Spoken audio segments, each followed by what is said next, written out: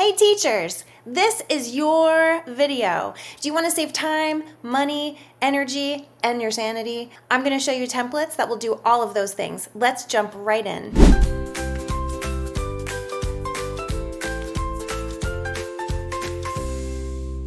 If you don't have a personal Canva account, it's very possible that your school district has bought it and you get Canva for Education, which is just as good as Canva Pro, if not better. I work in education, so I also have an education account, and I can attest to the fact that they are very similar. So the first thing I want to show you is on your home screen on the left panel, you can come right over here to Templates, or at the top of your screen, Templates. So this is where you would click it. And you can search stuff, we'll try exit ticket. Look at all the templates, saving you tons of time. You do not have to come up with your original unique idea. Another great template they have, behavior charts. Look at all of these behavior charts. Two other really helpful templates for this video that I want to show you is lesson plans. You take these lesson plans and you can bulk create them for every day of your school year. Last but not least, newsletter. You can even specify and say newsletter classroom, and it'll give you more, kid-friendly graphics. I'm going to show you an example of how to tweak a template using newsletter. So let's click on a template. It does give you all these options where you can print it. So if you want to print it, there you go. Canva will print it for you. But we're trying to save you money. So we're going to use customize this template. Now somewhere on the screen, I want to have my name because someone who might find this is going to be like, well, what kindergarten class? So I love to offset my letters. I think it looks cool. And then I'm going to just click on one and duplicate it by clicking those little squares. And I want to change that font so it stands out a little more. I love Funtastic, especially if I'm a kindergarten teacher. And I want to change it to Mrs. G's Kindergarten Newsletter.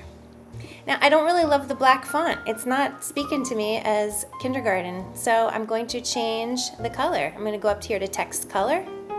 And what it defaults to are the document colors so that you can stay on theme, so you don't have to click a whole bunch of different colors. So I'm going to go with this light one, and then to really make it stand out, I'm going to go over here to Effects, and I love to use outline. I love the way it looks, but it also defaults to the color that Canva knows is the most complementary for this template. Okay, and then, so I like that. I'm going to make my name a little bigger by dragging the corners. Mrs. G's Kindergarten Newsletter. Okay, and notice when I clicked on this, when I drag, there's numbers that pop up, there's lines that pop up. The numbers are telling you the distance between some items. I'm not worrying about that right now. A lot of times the lines are dotted because it's aligning with something. When the line is solid, like this pink solid, that means it's now in the center of the entire design. If I'm not sure and I don't want to waste time dragging and I have this over here and I go, you know what, I want it centered, just click this little three dots, go to Align to Page, Center. I'm going to make a couple more design tweaks, and then I'm going to show you how to download this as a PDF with clickable links. And then I'm going to change the font so it stands out a little more, the color. Now notice I like this color, but now my letters kind of blend in. So if I highlight that and I go to the T, Advanced Settings, it's just these things. So I'm going to separate my letters just a little bit. And when I click out, it's gone to 2 lines. That's just because my text box is still the same size, even though my text has changed. So I'm just going to pull the text box a little bigger. Now I have edited my newsletter to be the way I want it to be. I'm going to show you how to link to another page in your document and how to link to an external site. So first, let's start with the in your document. I'm going to make this can of soup clickable to page 2 because that is the beginning of the canned food drive that my pretend school is having. So I'm going to click on the image, and I'm going to go to the 3 dots and click link, or the shortcut Command K. And I'm going to choose, see how down here it says pages in this document? I'm going to choose page 2. And we're going to say done. And now when we download this canned soup is going to take us directly to page 2 to learn all about the canned food drive. For an external link, I'm gonna pretend that my YouTube channel is the external link we're using. So I put this little click here button, and I'm gonna paste my link into that spot. And now that will take me to an external website. Now to make it even better, even more polished, go over to Elements and look up Home Button. So here's a home button. Now I don't need the home button on the home page, that's obvious, but if I want to Command C to copy, I'm gonna get rid of it. Let's go to page 2, I'm gonna Command V to paste it. I'm gonna pick a spot on this page where I want that home button to be. I'm gonna click it, 3 dots, link, and I'm gonna choose page 1. And done.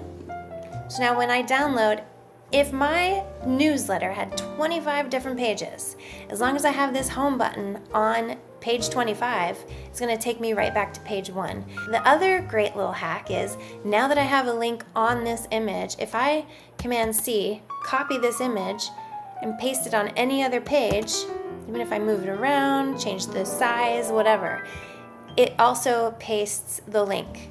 So I don't have to go, let me find the link again every single time. So I could add a ton of pages, and wherever I am, Command V, Command V, Command V, it's pasting that link on every one of those pages. So now let's download. Make sure you download PDF, standard, and make sure it's all the pages that you want. Download. So now we're gonna test this whole theory.